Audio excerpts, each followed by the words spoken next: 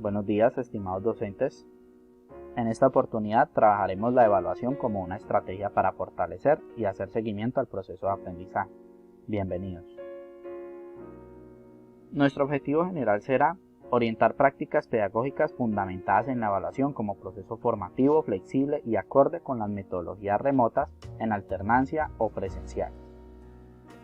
Y acompañando este objetivo, tendremos que reconocer el carácter pedagógico de la evaluación formativa, considerar los diferentes componentes del proceso de evaluación para que sea realizable, pertinente y acorde con la contingencia actual, y vamos a analizar los contextos educativos para definir de qué manera se implementará la evaluación formativa pensada en el proceso del estudiante.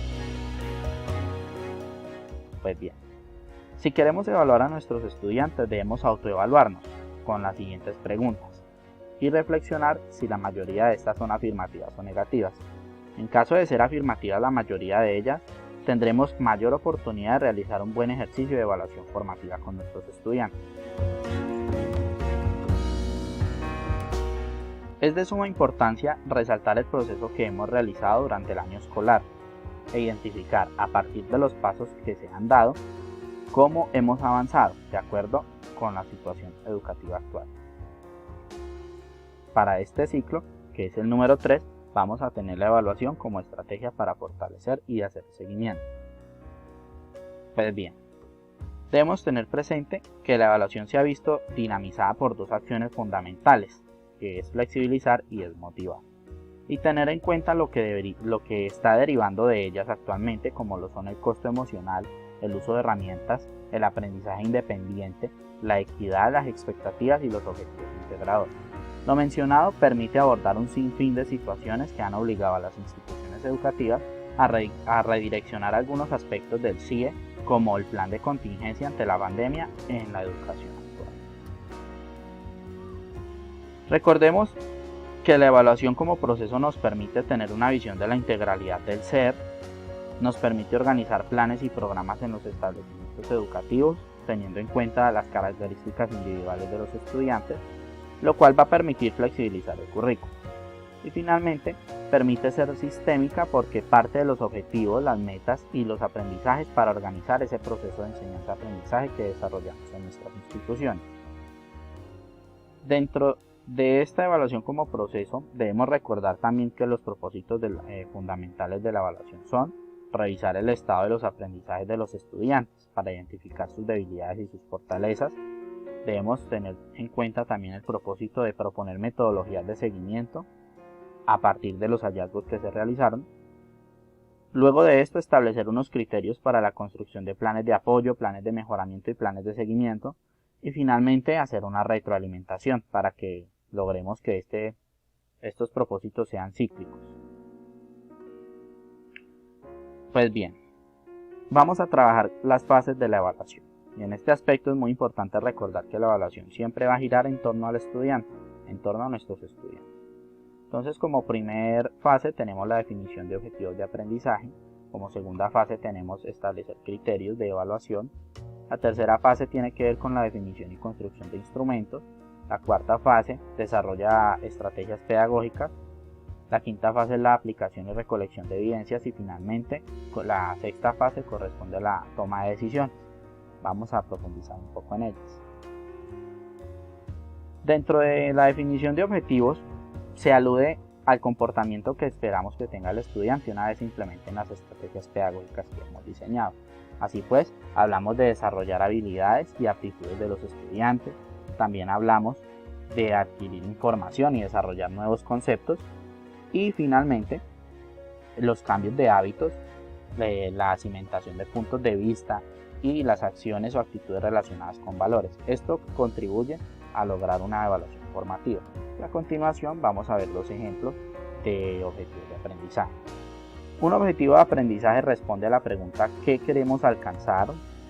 Menciona la habilidad que se va a adquirir y la circunstancia o la situación a través de la cual se va a adquirir ese aprendizaje y se va a alcanzar ese objetivo. Entonces aquí podemos ver dos ejemplos. El primero tiene que ver con comprender y el segundo con reconocer.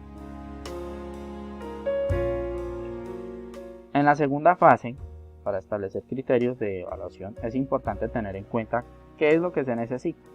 Entonces aquí tenemos que los docentes deben conocer que los criterios de evaluación son reglas que determinan y valoran el trabajo del estudiante y responden a la pregunta ¿cómo valorar los desempeños de los estudiantes?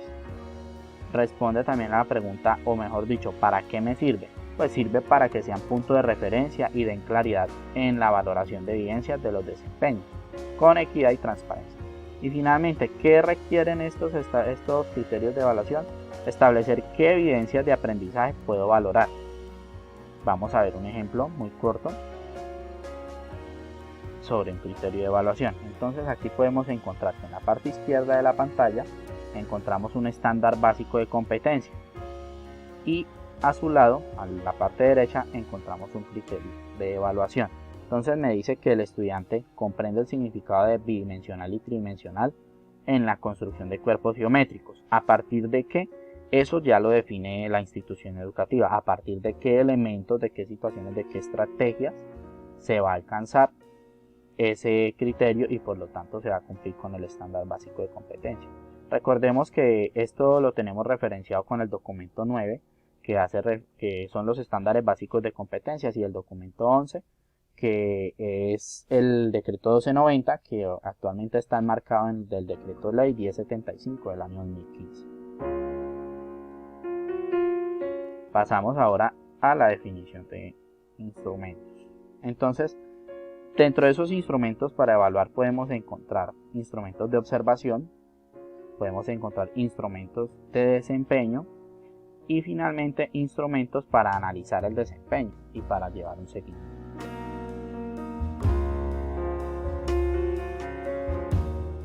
Encontramos el desarrollo de estrategias pedagógicas. Entonces, dentro de estas estrategias pedagógicas se hace necesario que conocer las características de los estudiantes, valorar esos presaberes que ellos tienen, relacionar el contenido que vamos a abordar, revisar la intencionalidad que tienen esos contenidos, valorar la efectividad que tengan durante el proceso de aprendizaje y finalmente revisar el progreso de los estudiantes. ¿Para qué? Para realizar un ejercicio de valoración permanente y que sea formal.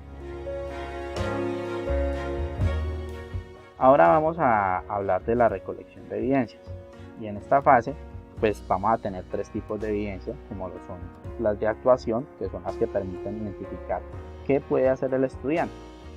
Tenemos las de producto, que muestran el resultado tangible o una creación por parte del estudiante. Y finalmente vamos a encontrar las de conocimiento, que son aquellas que responden a lo que sabe el estudiante, haciendo referencia al saber hacer y al saber ser. Y vamos a citar aquí a Tobón, donde nos dice que las evidencias de aprendizaje son pruebas concretas tangibles que permiten evaluar los criterios. Ahora nos vamos a desplazar a la última fase, que es la toma de decisión.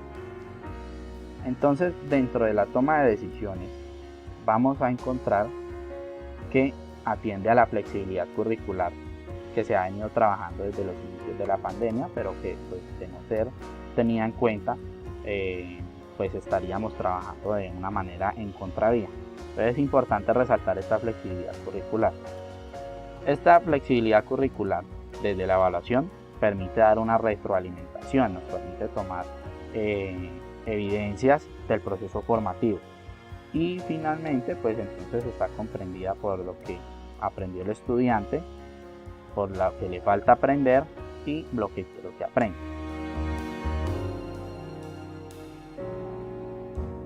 Ya en este punto se hace menester recordar que esos principios nacen desde las propuestas del documento número 11 del Ministerio de Educación y también desde lo planteado en el documento número 25, el cual formula el seguimiento de la evaluación en la educación inicial. Entonces, en estos documentos vamos a encontrar que la educación nacional le apunta a ejecutar un proceso de evaluación continuo, sistemático, participativo, completo, coherente, objetivo, válido y legítimo.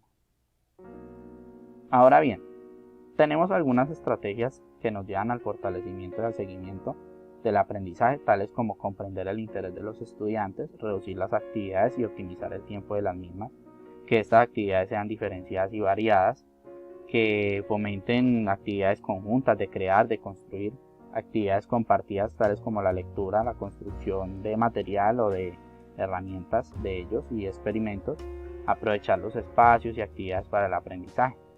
También tenemos mantener una interacción con sesiones sincrónicas por parte de los docentes para que se pueda recoger evidencias y obtener una retroalimentación hacia el estudiante.